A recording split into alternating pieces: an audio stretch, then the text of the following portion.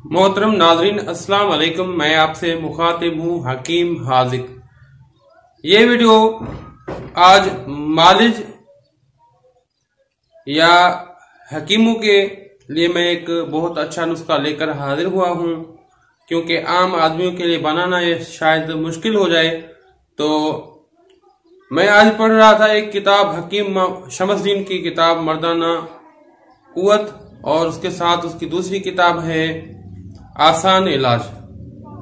शायद इन दोनों में से आसान इलाज में मैंने पढ़ा होगा ये नुस्खा, और मुझे बहुत ज्यादा पसंद आया। और हकीम साहब कहते हैं कि शुगर के लिए हतमी और अच्छा इलाज है, और हमें बहुत अच्छे इसमें रिजल्ट मिले हैं। तो मैंने चाहा क्यों ना ये नुस्खा आपसे भी शेयर किया जाए, और हकीम साहब ने बहुत ज्यादा इसकी तारीफ की है। तो वाकईतन एक काबिल हकीम थे और एक सिंध के माने हुए हकीम थे। तो ऐन मुमकिन है कि इस नुस्खे में वही रिजल्ट हों जो कि हकीम साहब ने बयान किए हैं। शुगर के लिए बेहद अच्छा नुस्खा है, और वो लोग इस नुस्खे को आजमा सकते हैं जो कि तिब का शौक रखते हैं, पहले भी नुस्खे बनाते रहे हैं, तो उनके लिए ये काफी आसान होगा। या मालिज हजरात जो है उनके लिए काफी आसान नुस्खा है।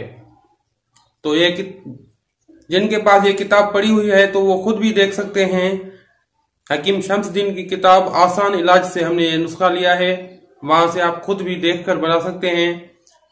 इसमें सिर्फ एक चीज आपको चाहिए होगी, बिरादर फौलाद का बिरादर। अगर आपके पास है तो ठीक है, अगर नहीं है तो कोई साफ अच्छा फौलाद कहीं से ले लें और लेथ मशीन वालों के पास जाएं, लेथ वालों के पास, वो आपको इसका बिरादर बना के देंगे। 5 तोले आप इस बिरादर के लें, और एक मटका लें मट्टी का, उसमें 50 किलो पानी डालें, और उसमें 4 किलो आपने कीकर के जो है वो छाल, कच्ची छाल जो है 4 किलो आपने लेनी है, और उसको कतर के वो आपने डाल देनी है। ये आप एक नए मटके में डालें 50 किलो पानी, और 4 किलो कीकर की कच्ची छाल आपने डालनी है इस मटके में। अब इसमें मलमल के कपड़े में वो बिरादर जो है वो बांधें और इस तरह से लटकाएं कि ये बिल्कुल मटके के दरमियान लटकता रहे। अब इसको बंद कर दें। पूरे 50 दिन के बाद आप इसको निकालेंगे, और अब जब देखेंगे बिरादर को खुश्क करेंगे तो वो फौलाद का बेहतरीन कुश्ता बन चुका होगा। अब हकीम साहब लिखते हैं कि आप इसका आधा माशा, वो तो 1 माशे तक भी बता रहे हैं, लेकिन 1 माशा ज्यादा हो जाएगा, आधा माशा भी काफी हैवी डोज है, तो आप आधा माशा या उससे भी कम खा सकते हैं। तो आधा माशा आप खाएं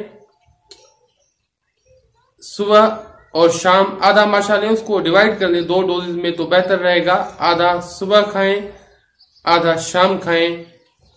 और इसमें हकीम साहब लिखते हैं कि कसरत बोल यानी कि पेशाब का ज्यादा आना और प्यास का ज्यादा लगना, यानी कि शुगर की जितनी भी बुरी अलामतें हैं वो तमाम अलामतें जो है वो खत्म हो जाती हैं। ये नुस्खा वो लोग ट्राई लाजमन करें जो कि पहले भी तिब का शौक रखते हैं, नुस्खे बनाते रहे हैं, और जिनको जानकारी है नुस्खे कैसे बनते हैं।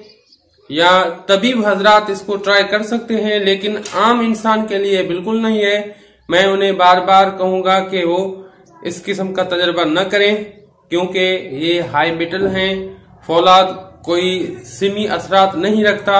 हाँ, लेकिन फौलाद अगर बड़े पैमाने में इस्तेमाल किया जाए, उसका डोजेज थोड़ा सा बढ़ाया जाए, तो वो आपके लिए नुकसान जरूर हो सकता है।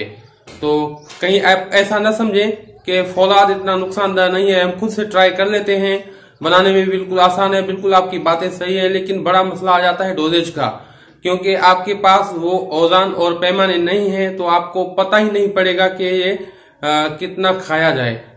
तो इसलिए आप इस तरह का तजर्बा न करें। अगर आप ये बनवाना चाहते हैं तो अपने मालिज से कांटेक्ट करें, वो आपको बना कर देंगे। और ये स्पेशल मैंने हकीमों के लिए बनाया है वीडियो।